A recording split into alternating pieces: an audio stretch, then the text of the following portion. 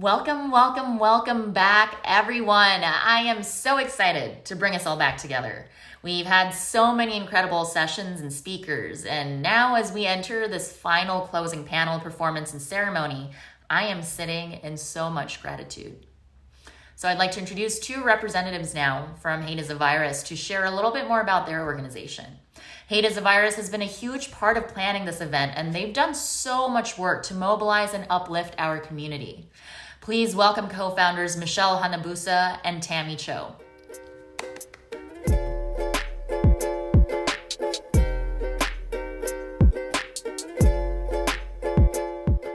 Hi everyone, we're the co-founders of Hate is a Virus, a nonprofit community of mobilizers and amplifiers to dismantle racism and other forms of hate. I'm Tammy Cho. And I'm Michelle K. Hanabusa. Our nonprofit organization focuses on three core pillars. One, raising awareness at the local and national level to encourage ongoing conversation and action. Two, creating safe spaces for dialogue and education through thoughtful and approachable resources such as social media, workshops, and community events. And three, providing intentional actionable steps and funding in partnership with our trusted community leaders and organizations, both at the grassroots and national levels. In March 2020, we saw a rise in anti-Asian hate crimes and incidents. What started off as a local initiative to support small Asian-owned businesses quickly grew into a movement once lockdown was mandated. We witnessed our community hurting and wanted to create a safe space for our community and advocates to speak up, feel seen, and be heard. In a matter of weeks, we saw over 15 million impressions across social media platforms and received countless of messages from you all asking how you can help. Hate is a Virus became more than just a hashtag movement. We took it a step further to fundraise for small businesses and organizations that needed it the most. We have since evolved into a nonprofit organization that encourages our community to participate in local and national awareness campaigns, create safe spaces for dialogue and education, and provides actionable steps in partnership with trusted community leaders and organizations. Because of your support, we were able to reach our first $1 million milestone to give back to local and national AAPI organizations through our Community Action Fund. We've given grants to dozens of community organizations focused on programs addressing gender-based violence, LGBTQIA+ community support, community organizing, and much more. To our beloved Hate is a Virus community, thank you. Our efforts don't stop here. Together, we can continue to collaborate, fundraise, and do work for our community. We all bring power and strength to the table. We have an opportunity to take things in our own hands to keep fighting for the long-term well-being of our communities. We encourage you all to challenge yourself every day by sharing stories, taking action, and finding community. Our communities and all communities deserve to feel safe. Join us and learn more at hateisavirus.org.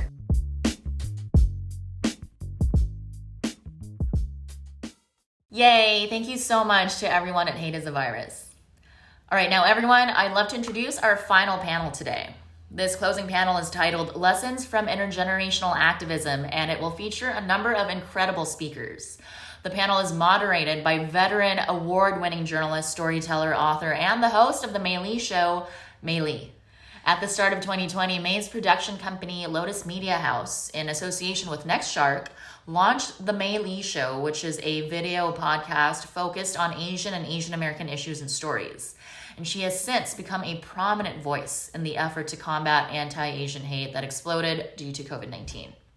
And her media work includes being the first Korean American anchor for CNN, hosting the flagship show for Oprah Winfrey's Oxygen Media, and becoming the first primetime anchor for CNBC Asia. And along with her media projects, May is also an adjunct professor at USC's Annenberg School of Communication and Journalism and is currently working on an academic book that will be released in 2022. Please join me in welcoming the legendary Mei Lee and our inspiring panelists.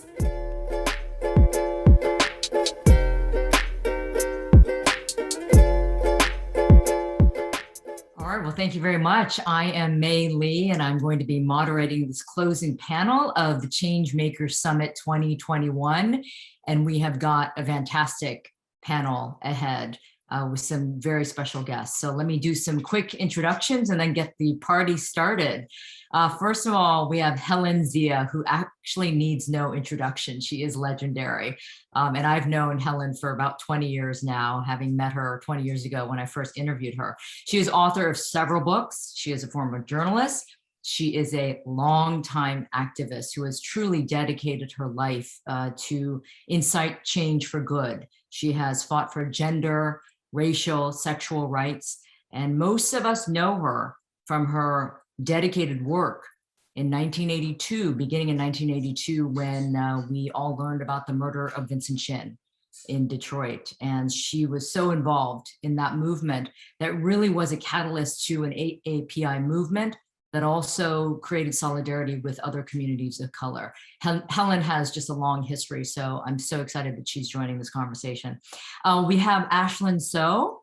She is our youngest panelist. She's 13 years old, but already has made a name for herself as an activist. She calls herself an accidental activist, which I also call myself that too, Ashlyn, so we have that in common. She started taking action when she saw a video of an elderly man being pushed to the ground in the Bay Area. And she couldn't stand seeing that. And so she actually organized a rally in San Francisco in February that was called Stand for Asians. And then later on, last year, she organized another rally called Gold and Black Unity Rally to build solidarity between the Black and Asian communities. As if she isn't doing enough at her very young age, she is also a fashion designer. And she just recently had a fashion show at New York's Fashion Week. Congratulations, I want to hear all about that. And next we have Kapulei Flores. She is a photographer and activist from Hawaii. She focuses on authentic perspective of indigenous culture, particularly in Hawaii for obvious reasons. She really wants to preserve the culture of her people. And she has been involved in a phenomenal project to protect Mauna Kea, and that she's been involved with that for over 10 years with her family. So it's an unbelievable commitment and effort on her part. And finally, we have Ryan Alexander Holmes. He is an actor and incredible TikTok content creator. His videos are terrific, because what he does is he tries to create content that really embraces his mix of Chinese and African-American culture. He proudly calls himself 100% Black and 100% Asian.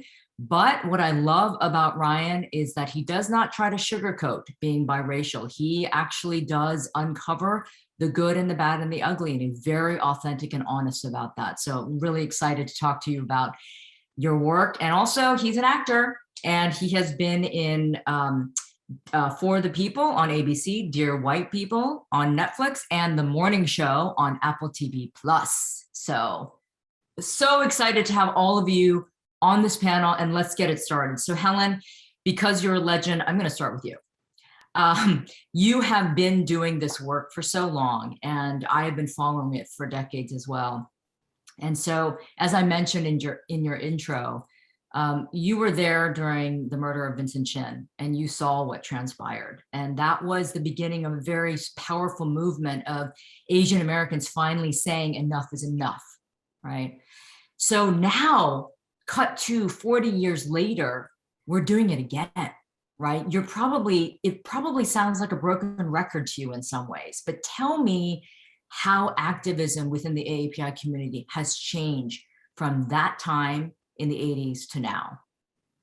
Yeah, so thank you for that question, May, and it's great to be with you again and to just be in the presence of these amazing activists and voices on this panel. So yeah, it's crazy to think that what happened in Detroit was 40 years ago. I know for many of you and my fellow panelists that might seem like ancient history, and in some ways it is, but what went on so long ago, unfortunately, we are experiencing a lot of very similar things. And so, today we have, according to the census, 24 plus million Asian Americans, Pacific Islanders in the United States. So try to imagine back then when there were barely 1 million. And when you consider that most AAPI people lived in ghettos named Chinatown or Little Manila or Japantowns or Little Indias or the state of Hawaii. In other spaces we were really like one in a bazillion, and so we barely existed in terms of other Americans. I mean, they really didn't think that Asian Americans, who they thought of mostly as Chinese or Japanese or maybe Korean or Filipino, forget about multiracial people, forget about Pacific Islanders, or designers, or photographers, or actors, or journalists, or LGBTQ people, or activists. We didn't exist. We had no voice, and we were mostly invisible. And however, it wasn't like people didn't have something in between their ears about who Asian Americans or Pacific Islanders were. We were the enemy. We were the enemy alien. And so there was just one narrative about us. And so when in 1980, a young Chinese American named Vincent Chin was killed at a time of intense anti-Japan hatred, there wasn't any question. We were so small in number that we had to come together, Asian Americans, and had to stand together. And that was a beginning because it hadn't really been done before. And not only did we have to stand together as Asian Americans, but we had to come together with other communities of color, other communities of conscience, and just really stand up for humanity. And so that was another time. And so if we fast forward to today, 24 plus million, there are just so many more diverse voices, organizations, platforms that people can speak out on. But we have some of the similar issues, right? I mean, now we're in a time of intense anti-Chinese hatred. The narrative is still, y'all look alike, and so Yeah, it's still the idea of the perpetual foreigner. right. So Still the that still concept. exists, but there's one other Yeah, change, which is the model minority. So in the right. past 40 years, the idea that we now are like consider ourselves to be almost white, and that has been totally damaging in terms of the idea back then that we would come together. Now there's an assumption that Asian Americans, you're part of the enemy, and part of the problem. And we all have a problem. and the fact that there are so many more of us today actually makes it more of a challenge to come together because people think that somebody else will take care of this. I don't need to get involved. Whereas before it was like, if I didn't, who would? So those are challenges today, but the fact that we have so much more diversity, we're in every corner of America today. We are multiracial, we have so many different voices. And so we have to find ways to use those platforms to come together today, Yeah. because it's not so obvious of the need for that. But, looking at the amount of hate that's going on, and not just to the Asian American community, but if we all could find ways to build those bridges, I mean, we're in the majority. We are the majority. So if we could make that majority count today and bring our voices together, we can change the systemic racism and inequities that exist. Yeah, and as you mentioned, Helen, we are a growing force, right? Statistically, we are the fastest growing ethnic group in this country. We're the fastest growing voting bloc in the country, which is going to make a huge difference. So we can no longer be ignored. But as you rightly said, we need to come together. And sometimes as you grow, there's more separation sometimes and people thinking, oh, somebody else will take care of it. But the beauty of this panel is that we have panelists of the younger generation who are very much at the forefront and willing to be out there and doing the work. So Ashlyn, I'm going to go to you because you are the youngest of this panel. You're 13 years old. You started when you were 12. So listening to someone like Helen Zia, who started the work 40 plus years ago and what you're doing now. Tell me why are you doing this work? Why did you jump into this as a 12-year-old? Well, I think there's like so many things, but I think the main reason was because, I could see like my people getting hurt, and I think that was just kind of the part, where I thought I had to do something. Yeah, if not me, then who? And I think also your generation, Helen, and many generations before me, you were able to create a space, for us, for my generation to be able to say these things and feel like I can say this like freely, and I thought, so I really thank you, Helen, for all of your work. And yeah, I've never actually really knew about the history of like Asian Americans, and I only learned it when in 4th grade, when a substitute teacher came to our school, and he was the one who taught us about it. Like, he had 1 week and he taught us everything about the Chinese railroad workers. And that was like the first time I had heard anything like that. Like, Ashlyn, was that teacher Asian? Yeah, he was Chinese. Interesting. Huh. Yeah, I'm so glad you told us that story, because I'm always talking about the importance of education, right? And the fact that none of us were exposed to Asian American history and events of any kind. Okay, so of course my dog decided to play with his toy. So if you hear squeaking, that's what's happening. Anyway, the beauty of working from home. But yeah, education and the lack of education when it comes to Asian American history. So the fact that a substitute teacher who was Asian decided to expose you to this, that makes a difference. That 1 week of him being there made a difference in your life. That's incredible. Thank you for sharing that story.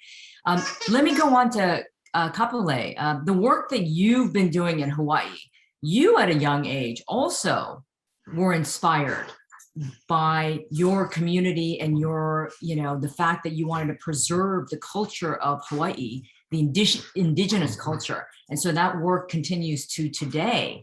So tell me why, besides just being Hawaiian, because listen, we all have our backgrounds, but a lot of people don't care, right? They don't want to embrace it. And certainly they don't want to dedicate their life to it. So why for you? Why? I think there's obviously, for everything, a lot of reasons why people get involved. And even for me and my family, there's numerous reasons, I would say. But for at least my family in particular, we are very culturally based and spiritually based family. Like, everything we do is somehow tied to the culture and like spiritual practice and ceremony and stuff like that ever since I was young. So I've been exposed to that since I was from a young age. So when I was young, I was opened up to the gift of being able to communicate with our spiritual deities in our Hawaiian culture. And that's something that I've been exposed to and involved in a lot since I was young, and it's kind of carried on throughout my life. So for my family in particular, the mo'ovahine, which is like guardian, but like almost like a lizard, but like not really, but like that's the best to like describe it, I guess. It's kind of like almost like a mermaid. Like, the top half is like female, and then the bottom half is like a tail, but instead it's like the lizard tail. We have a place in Waimea, which is where I live, called Manaua, which is a rain rock, and is also the name of a mo'ovahine that guards the water in Waimea. And other mo'ovahines go there. And so one day when I was there, the mo'ovahine from Mauna Kea, who protects the Lake Waiau, which is a water aquifer up there on Mauna Kea, her name is Mo'oinanea, and she is the guardian of that area. She came to me and asked me to try again, asked our family to try again. And at that time, we didn't even know that they were trying to build the TMT.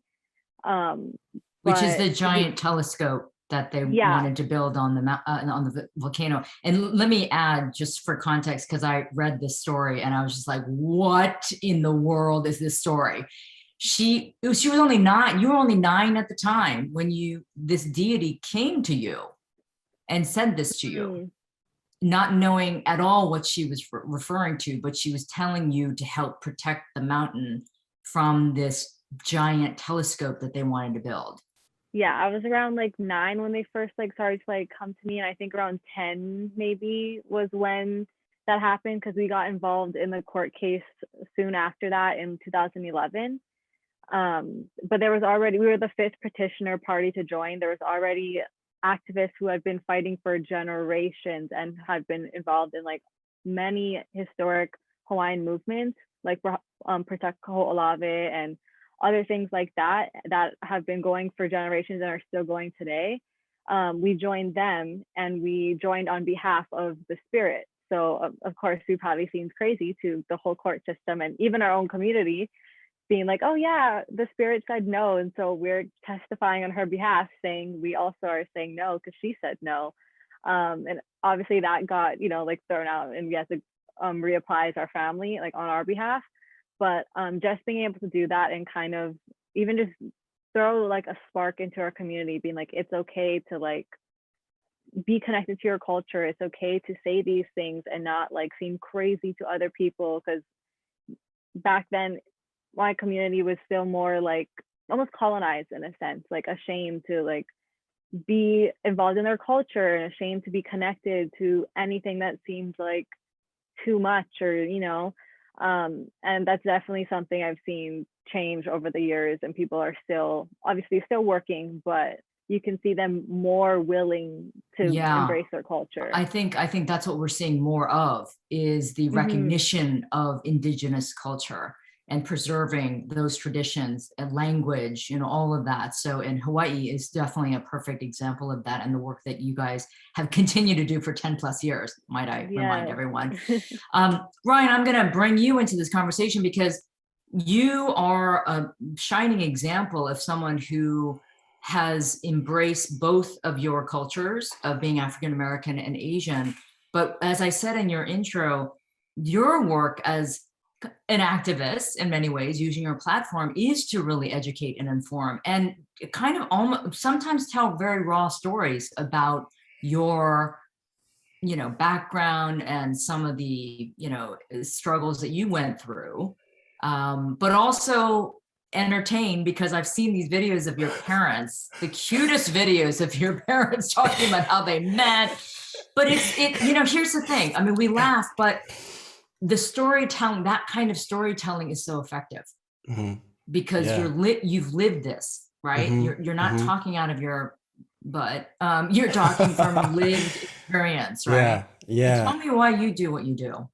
For the joy. For the joy and spreading the joy and serving joy to others, really. You know, for a long time, I was ashamed to be Black and ashamed to be Asian because, you know, just how assimilation works in this country, you know, and the lack of diversity that I had in my life growing up in media and entertainment, you know, and sort of the folks that I aspired to be, in all honesty, were white people. You know what I mean? And so to finally be like, oh, wait, I can just like be me and that's fine. You know, I can let my curls grow out. I can't spike my hair. I can't have Brad Pitt's hair. I can't, you know, and I wanted that for so long. But I think, you know, my parents did a really good job of trying to combat that, and they did. And I was very involved in sort of Chinese customs and, you know, speaking the language and celebrating the holidays and doing my best to visit my grandma. And we probably had, you know, family dinner every weekend at my grandma's house with my cousins and my Chinese side. But I think that the joy of that, right? Like, I think what we were talking about earlier of this sort of lack of diversity, it can make you sort of ashamed and create a certain type of self-hate that sort of creeps under your skin that you don't know and you're not aware of because you never investigate that, right? And you don't have people to investigate it with. Now, for me to dive deep into those feelings and then to come out with it with a lesson learned And that lesson is that, these people are amazing. My people are amazing. And I had a lot of joyful experiences, actually. I can come back and talk about the painful experiences with the joy that I have now.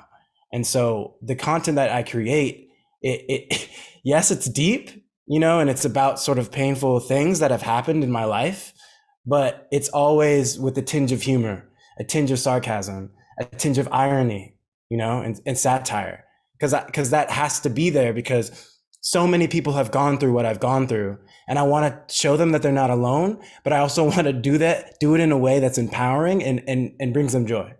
Well, that's the best kind of storytelling, though. It has to be authentic. It's got to be honest. It's got to be sometimes humorous, because that's going to break down the walls, break through the ice, break through the barriers, all of that. So, and it's for everybody. It's not just for my people. It's for everybody. You know what I mean? And like you said, with the humor does break those barriers so that other people who are not Black or Asian can look at that and be like, I can see a similar experience in my life that I experienced but I'm not Black and Asian. It's just the human element. The laughter brings the human element, Ryan, you bring up a really good point that I would like to kind of open it up to everyone to comment on, which is, for so long, I think, as people of color, we've been marginalized, right? And so we've been made to feel like we had to fit into a certain box and assimilate. And assimilation often meant trying to be white, right? And trying to deny who we were or who we are, and trying to deny our identity. I am noticing a change now in that, where more people, especially Asians, because we have been known to be that model minority, right? Close to whiteness until we're not.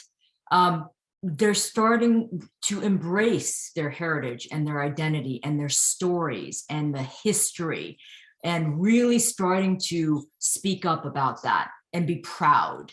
And that makes me hopeful. That gives me a lot of hope. I'm just wondering, like, Helen, I'm sure you've probably seen that change as well. And, what are your thoughts on that, and how can that, help, push forward this movement?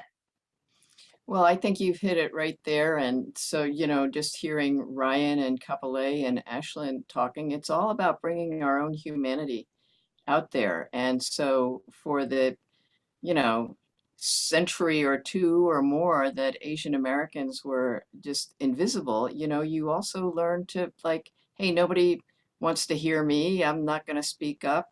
And if I do, what kind of, hammer is going to land on me? And that's been a lot of the Asian American story, as well as other communities of color and vulnerable communities. So, we've been hidden. I call it that we have a hidden history, that, it's not just that it was sort of like, oh, it was hiding, but it was repressed.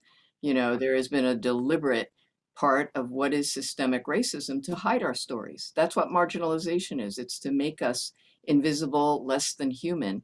And what's changing now, especially with our voices, and, this pandemic has really just brought out just all of, a lot of the systemic ways that, many people in this country have just been stepped on, that people are speaking out and talking about, okay, this is who I am. Let me bring my full humanity in. I'm a writer.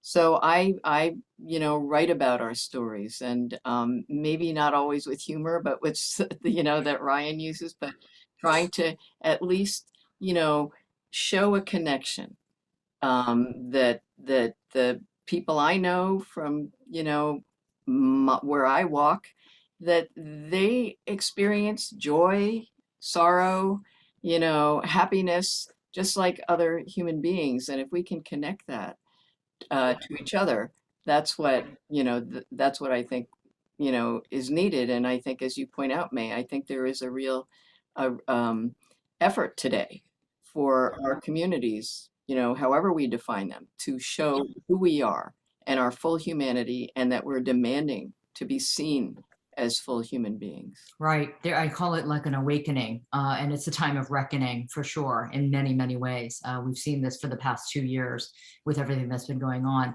With Ashlyn, I mentioned your fashion designing, and you just had a show in New York Fashion Week. But I bring that up because it's actually related to this issue of identity and trying to express yourself creatively. Ryan does his, he's an actor and, he produces his videos. Helen is a writer.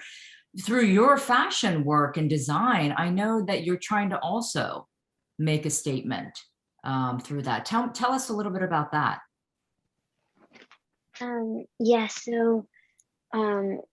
Recently, like about a month ago or so, I was able to show my new Fashion Week collection.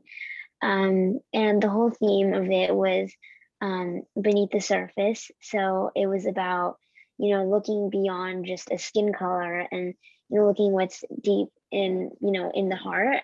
And I think that's what's like most important. The whole collection had inspiration from this whole movement.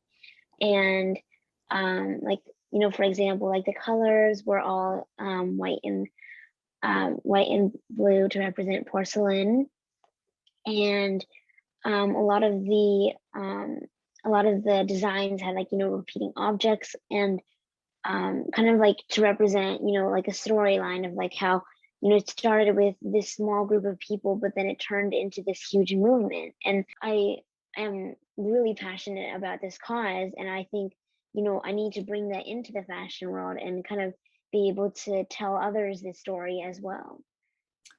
Honestly, I'm like listening to you going, what in the hell was I doing at the age of 12 and 13? I mean, really, geez Louise.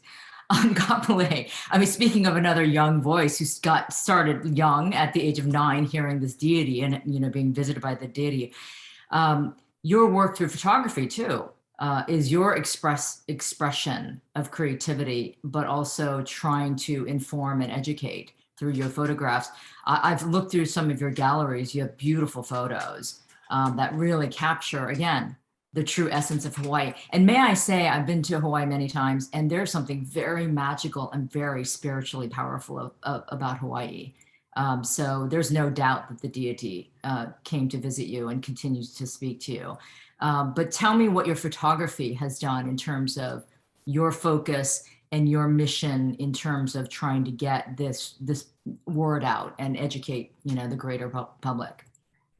For me, I mean, photography kind of started as a hobby. So I get the accidental activist in a sense, even though like my family did legally join in, we didn't, realize what everything would be and that we would still be in this like 10 plus years later. We kind of just went in and hoped for the best kind of. But for photography, it kind of started with just documenting like the ceremonies my family would do or the places we would go, and like if we went to like trips on different islands. And then it kind of turned into like the events my family we would be a part of, like either rallies or marches or going to different ceremonies, meeting with different people from around the world. It kind of just started documenting there. And then in 2019, when we had our most recent frontline stance to protect Mauna Kea, that was when I kind of realized like this is going to be my way. This is like my mission was like, I just need to take as many photos as I can. Like I need to just get them out as fast as I can, like, and just really try to capture what is going on and like what it feels like and looks like at like on the ground and like in it all to people who aren't here and can't come here. So yeah, and not just like the tragedies of a movement, but also like the joys of a movement. And for us, it was our hula that we did like 3 times a day. We did different sets of hulas and chants and traditional dances that most people probably never danced in their life before, or this is their first time in years. So being able to document that type of joy and just the care everyone had, but then also like the seriousness of like when the police are there and all that kind of thing. Right. What I love about what all of you are saying is that through your creative outlet, you are telling these stories that are really genuine and authentic, but also trying to break stereotypes that still exists to this day, right? We all still fight these stereotypes of Asians and African Americans, Latinos, indigenous people, all of that. And so it's great to see that you're using your different ways of being creative to be able to try to change that narrative, right? Because our narrative has been hijacked for far too long. And we need to reclaim that narrative for sure. Yes, Ryan, fight on. But I'm going to come to you, Ryan, actually. You have been very bold in the way you tell stories. And I read a Medium article that you had written. Oh boy. Yeah, about the Black, Asian. Oh my God, that was a long time ago. I know, but it was very powerful. It was very powerful because you were calling, you were basically saying, as somebody who comes from both worlds. Yeah. And who has experienced both worlds. Yeah. You were kind of calling out the Asian community for not embracing sort of the Black experience and not, being racist. Basically, let's just call it being racist. And you were really bold. I mean, you were saying, so let's call it what it is and stop dancing around the issue. You are racist, you're complicit, and you need to do something about it. I mean, you go on to be very, very bold in the rest of your writing, but that really struck me. And I was like, man, that was courageous. And that was cool, I thought, for you to say that. Yeah. So how do you feel about that now? You say this was written a couple years ago. Do you think anything's changed? Has it gotten better? I think it's gotten better. I do. I mean, I think I've gotten better. I was that was what you read in that Medium article was pain and despair and basically being at like a cultural rock bottom.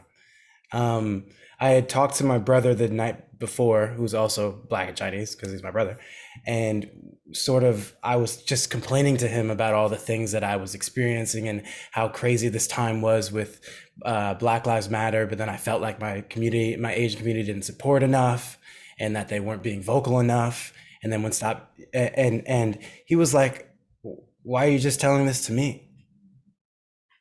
Why are you so afraid to say those things in public?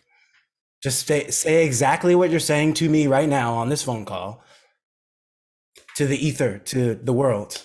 And so, and he said, don't filter it. And I was like, that sounds kind of crazy, but it's just like, you have to speak your truth eventually, right? And something that I loved about sharing that was that two things happened, right? Like, yes, I got the racist Asian saying like the N-word to me and saying like, how dare you say that? You're not really Asian. I got that.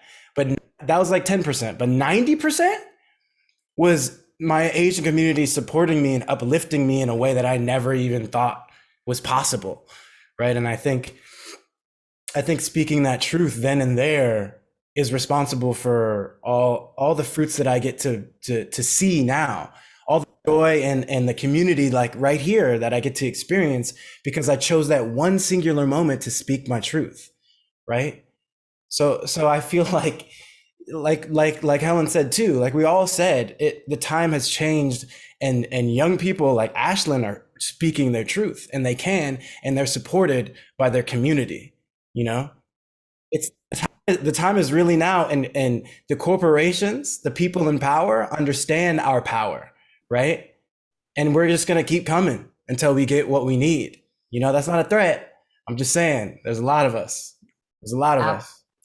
100% agree with you, 100%. And that's why I do call this like a reckoning, a time of reckoning in all ways. But speaking your truth, I love that. And because I try to do that myself, because I think there's not enough honesty in this world, as we can see clearly around us.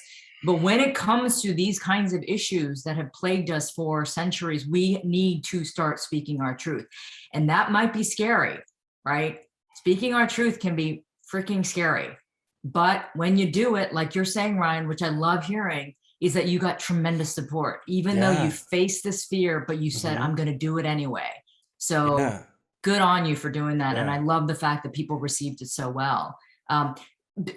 Helen, talk to me about facing fear and what we need to do more of now that we are at this moment of reckoning. We are at this, as you said, you're seeing this, people participating, you're seeing people being more courageous. What do we need to do to continue this movement? Because I've been saying this better not be just a freaking moment again and it disappear. This better be a sustainable movement where we see real change. Yeah, Right. absolutely. I mean, we are in a moment. We are at a time where people are standing up, speaking up. We know that this is, we're coming through a terrible time that's not over. And it's an opportunity to, get out there and speak up. And I've been just so proud to see, especially, the younger generations than me out there. And for many of us who are my age from the Asian American movement days, we've been told to, you know, um, you're vulnerable to the virus. So many of us have stood back and not been at the center of demonstrations and things like that. And so it's all been, this incredible youth movement that has been spectacular. And to your point, though, how to keep it going. And that's the key because we know that social change, it's not a sprint, it's a marathon. And if we're not careful, things slide back. We just went through 4 years of trying to demolish everything that the civil rights movement, the women's movement, the LGBT movements, the environmental, everything that for the past 50 years, people have inched forward to try to tear that down. And that ain't over yet, And so what it means is that it's hard when we're in the moment. And I remember when I was, at a time of a lot of social activism, in the 60s and 70s, to be thinking about the moment and not thinking of the future. But I just want to say that 40 years when Vincent Chin was killed and Asian Americans, along with other, the Black community, the Jewish community, Latinx community, the women's movement, LGBTQs stood together. None of us ever thought 40 years from now, we're still going to be talking about this, that 40 years from now, there were some things that we did that have continued to play it forward. And so that what that means is what we do today to try to bring those values about equality, equity, making space for those who are quiet to speak up, to shine a light and create space for communities that aren't being heard within our own communities as well as beyond. All of those things that we do really will make a difference and set a tone for the future. And I think those were things that we tried to do then.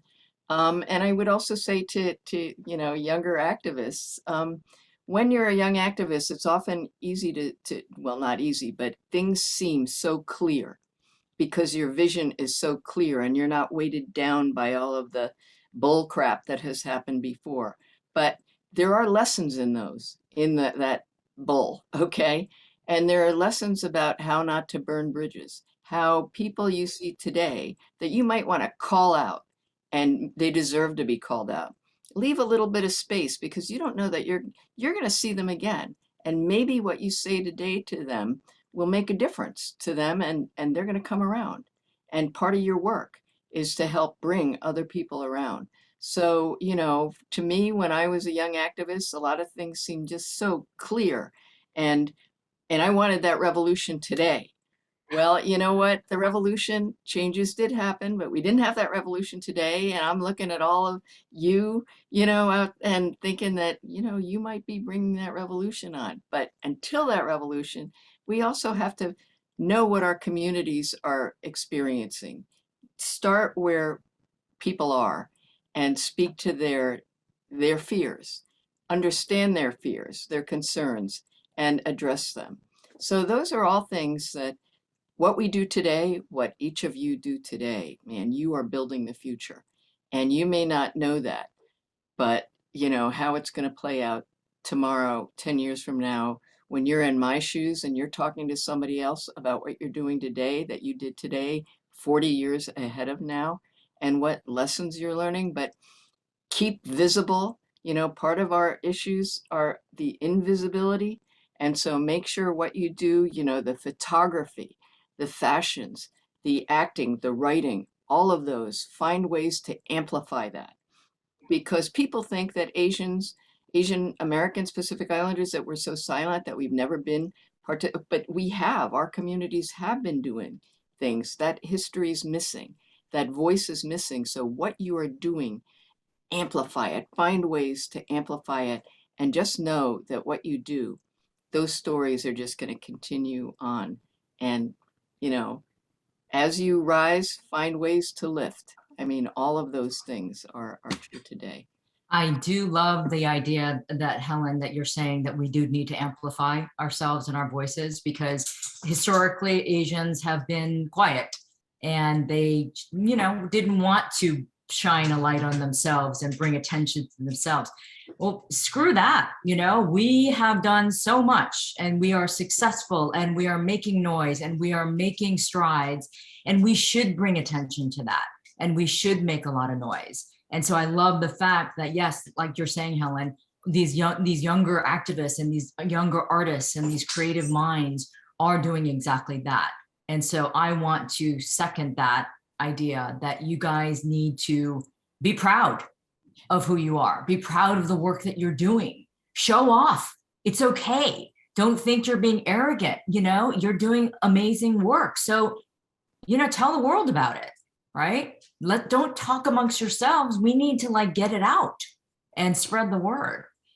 So just have a couple more minutes. And so Ashlyn, I just want to ask you one quick question.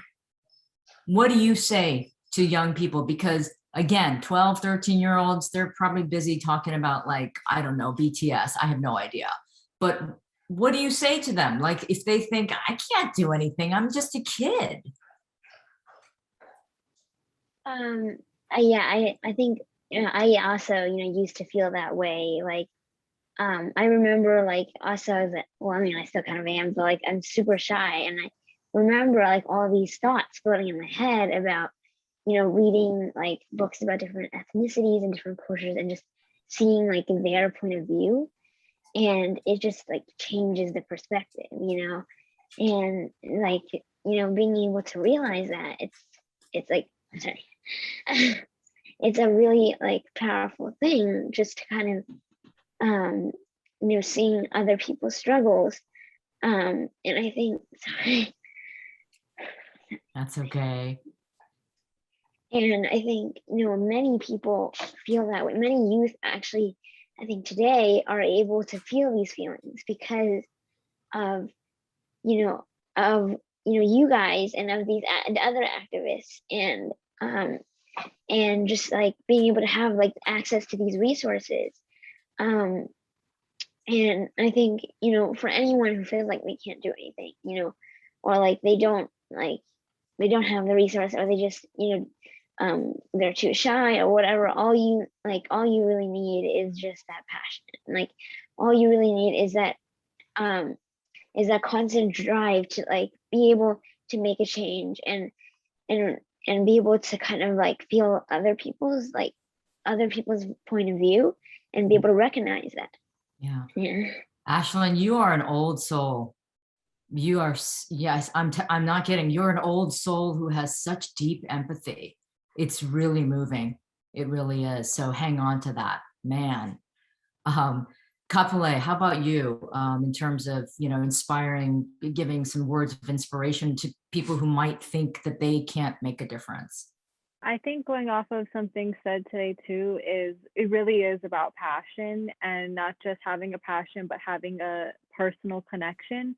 And it doesn't necessarily mean like it has to be like your culture or your people, but you can find similarities in those cultures and those people that probably connect to your own culture and your own history and the things that have happened in the past and are continuing to happen now.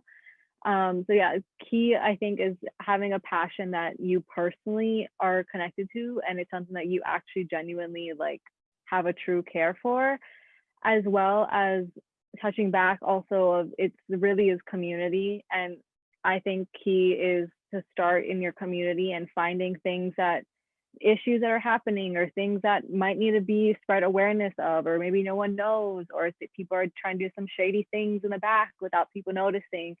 And I've noticed even for me, there's so many things in my own community throughout the islands, even that I have no idea is going on. And like, I want to get involved more in, and just once you start finding out what's going on in communities, you can start to like work together and be like, I have a movement, you have a movement, like, what do you guys need help with? Like, I can share your stuff. Maybe you can share mine. Like, let's help like each other in whatever ways we can. So I think the passion kind of leads into community, and they all kind of go together. And from there, it's easier to keep going because it feels, you're giving back to your own people. You're seeing what's going on in your own communities, and it's closer to home.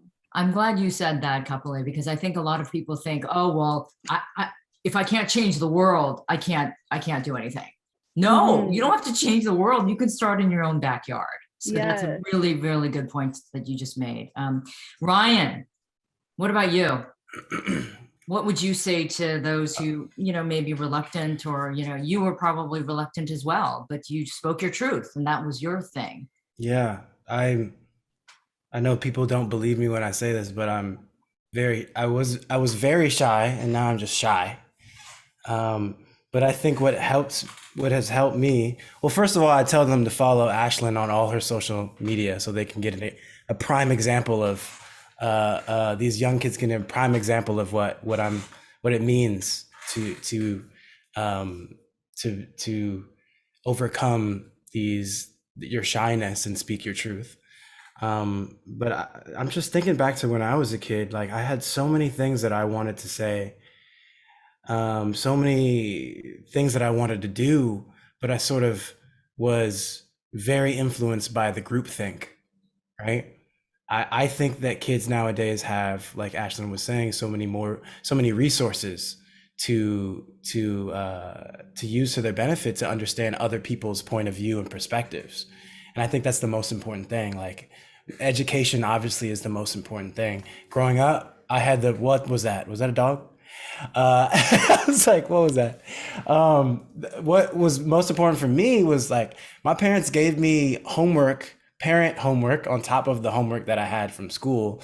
Obviously, education was like the utmost important thing in my household, but my father would read to me at night, and he would choose these stories from, he read from the Quran, he read the Bible, and we're not really religious. He just wanted me to understand how people operate. And from that perspective of this multicultural existence, not just Black and Asian, I was able to develop this empathy and this understanding for other people. So, we talked about these past 4 years with, he who shall not be named, who was our president. And I look at people who have a different perspective from me, and I see the hate in their heart towards people like us. And I'm not about to meet them with hate. Because I'm not going to fill my heart with hate, right? Because that's not going to solve anything. What is going to solve it is having empathy and trying to put yourself in their shoes, because they were not born out the womb chanting that man's name at rallies, right? They were not born racist. They might not even think that they actually are racist. They've been manipulated. You know what I mean? A lot of what we're fighting is ignorance. And so I go back to what I would say to kids is, use these resources to educate yourself, not just scholastically, but with understanding the human experience, by understanding how other people live their lives, right? Immigrants, people of color. Right. We have to teach the younger generation about these stories that people have lived through. Yeah, to put it simply, it's like the IQ versus EQ. It's just like, we need to educate on an emotional level, on a cultural level, on an educational level, on an empathetic level. I think that's really lacking. But Ashlyn, you give me hope, man. Oh my gosh. I mean, your level of empathy is beyond, seriously. So we are out of time. I am so happy that we had this discussion. It was great. It was so wonderful to have these different perspectives, but also share in what we all care about, and share in this, mission that we all have to try to bridge these differences, to try to fill in these gaps of lack of knowledge and information and education, so that we can try to make this world a little bit more joyful, right? And a little bit more understanding. So thank you to everyone for your time, and keep doing the work that you're all doing, because you're amazing heroes. Thank you, thank you, thank you. And hey, everyone, thank you so much for watching. This has been an incredible summit. I hope you've all enjoyed it, and keep doing the work. And look, if there's one thing you can take away, you can make a difference as one person in the world. Believe it, okay? All right, take care, everyone. Thank you to May, Ashlyn, Kapulei, Helen, and Ryan for a fantastic conversation on activism and solidarity. There is so much wisdom and power in our community, and it is growing every day, and I am here for it. Now, we're coming to the end of our conference together, but we do have one final surprise for you. Thanks to the power of our community and our network, we've got one more performance lined up for everyone. Please join me in welcoming to the stage singer Katherine Ho, who sang a Mandarin version of Coldplay's Yellow for the 2018 film Crazy Rich Asians.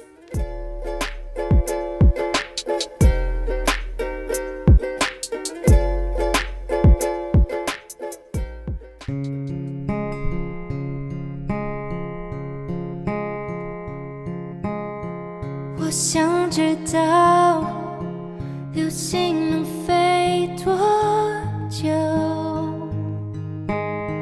它的美丽是否值得去寻求？夜空的花散落在你身后，幸福了我很久，值得去等候。于是我心狂奔，从黄昏到清晨，不能再承受。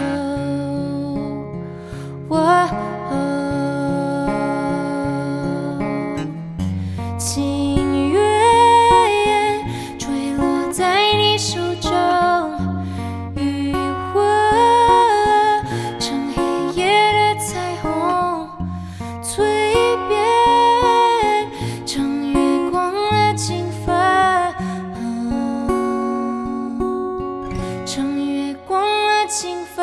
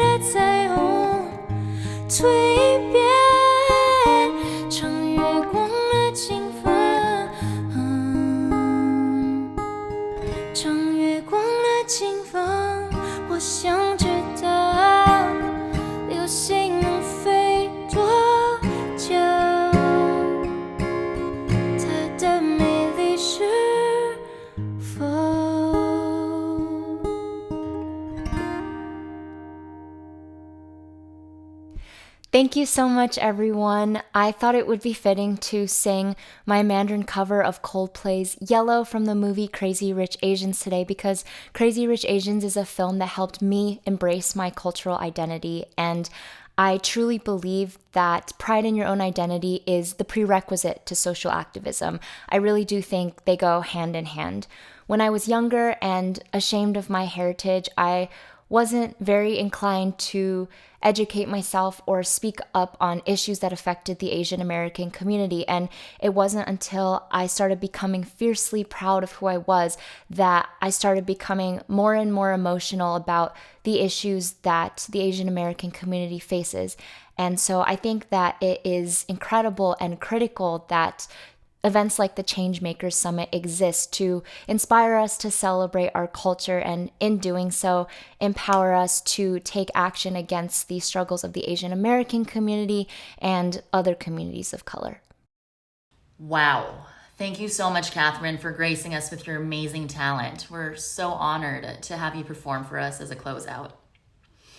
Y'all, now we've got a lot of people to celebrate for being part of today's event. First off, I want to thank all of our incredible artists for their amazing performances throughout the day. Please drop some love in the chat for our performers. And next, we have to give a huge shout out to all of our presenters and panelists. We've had so many incredible leaders, activists, and thinkers contribute to this program, and it's a true testament to how incredible our community is. Please shout out your favorite speakers, community room moderators, expo staff, really anyone from the program today in the chat. Let us know who inspired you or got you thinking today.